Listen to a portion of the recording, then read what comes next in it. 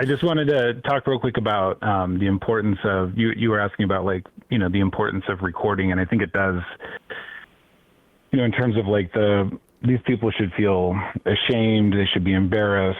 All those things are important, but also like on the back end, when they have to file evidence they have to file a narrative about what happened. It's called an I-213.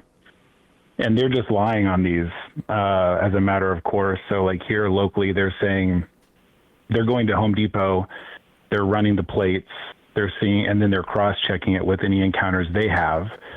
And if they see like, okay, this car is registered to Juan, and we can see that, we apprehended him at the border in 2001, they're just going to arrest that guy. And then they put in the I-213, this was a targeted operation. We totally had a warrant the whole time.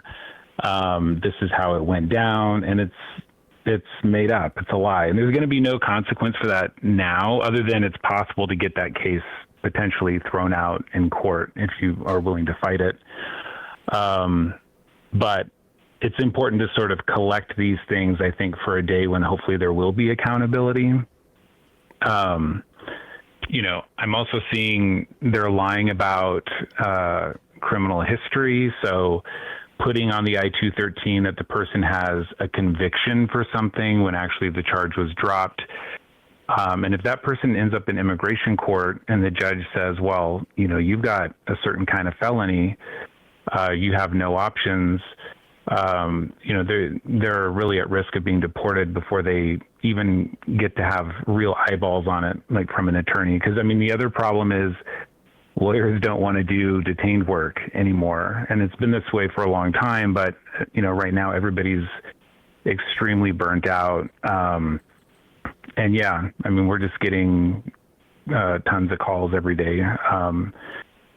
And, we just can't get to all the cases, unfortunately. So, but it is important to have that encounter recorded, because and get up close. I'm seeing a lot of videos, critique people's videos, and I understand the fear, but I see a lot of videos that are like pointed at the ground or like super far away. Like, you got to get up there and really find out what's going on, because later if ICE is trying to say, well, we had a warrant and we, approached him and we identified ourselves, and all the things that they say as a matter of course,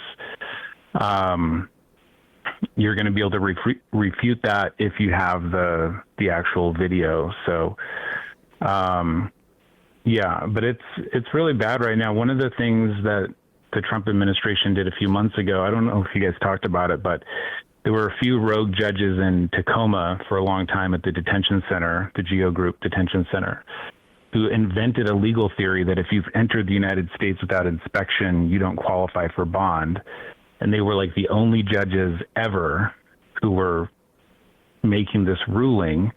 And the Trump administration adopted it. They published a decision at the Board of Immigration Appeals. So now people who entered without inspection, they might qualify for a really good removal defense.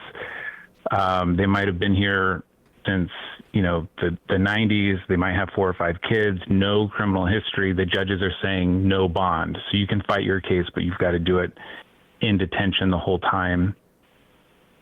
And then you've got to file a habeas in federal court. So everything is just, worse, like in every way. And, a lot of people just don't have the Constitution. This is not,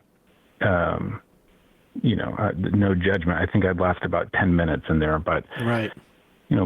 People don't have the Constitution, even if they've got a really strong case and, this and that and the other thing. If you tell them like, well, this could take 2 or 3 months. It's just breaking people. It's really, really sad. So I appreciate your coverage and, the fact that you are bringing so much attention to it. And, I think people need to just keep up the good work wherever you're at. And if you might be listening, and I know you've mentioned this before, this is my last comment, but you might be listening and thinking like, well, this is going on in Chicago, LA, but I live in, Podunk, wherever. I promise it's going on, if not in your exact community, in a community very nearby. And so there's definitely a way to get plugged in. and to help out locally for sure. So, is there a national resource that that local like rapid response groups, just like a directory?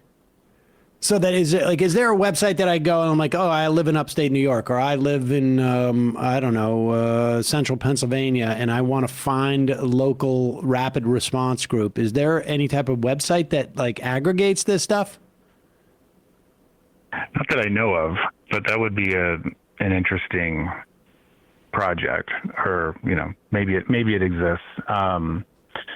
But there's lots of local organizations, and you might be part of, your local DSA or something, and there might be a way to sort of bring the two things together. And I think there's going to be a lot more. The guest point about people not going out. I mean, I'm seeing it like in our local Facebook group that posts sightings of ICE.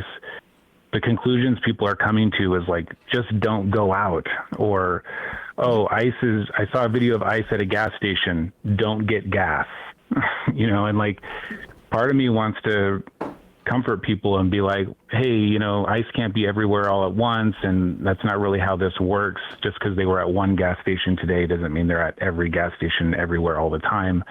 But at the same time, like, there is no, it is so random right now, and it is so arbitrary that there really isn't a way to provide comfort to people. So I think there's also lots of room for brainstorming ideas, like helping with rides to school, picking kids up from school, just being available to your neighbors. Like I say, in Charlotte,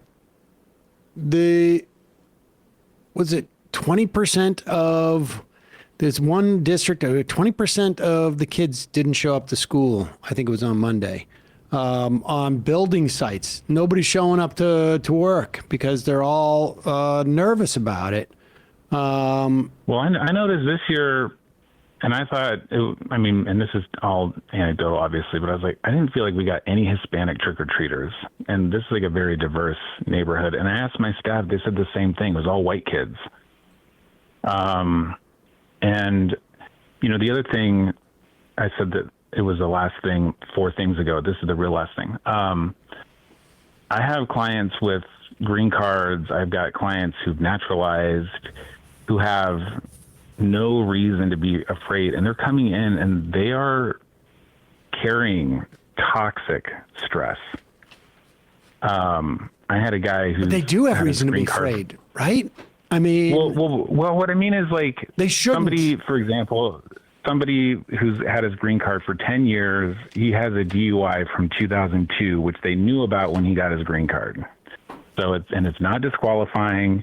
This guy is like shaking in my office and like can't be comforted that like they're not going to try and deport you for this thing that happened 25 years ago.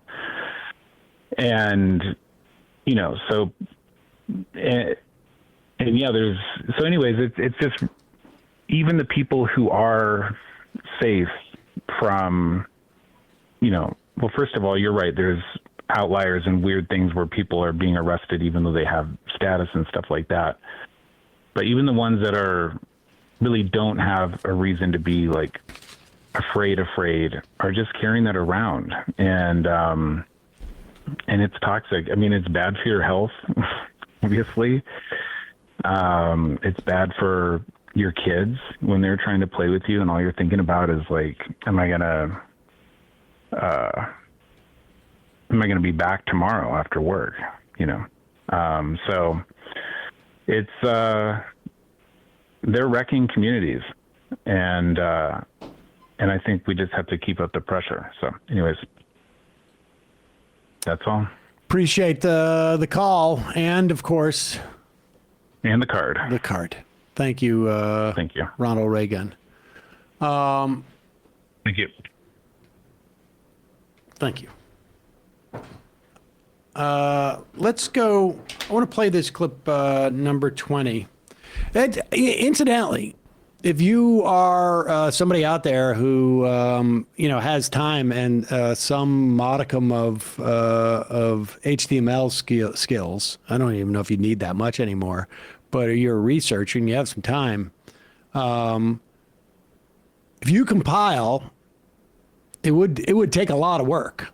But maybe this is a good project for the Discord. Folks on the Discord can help out as well.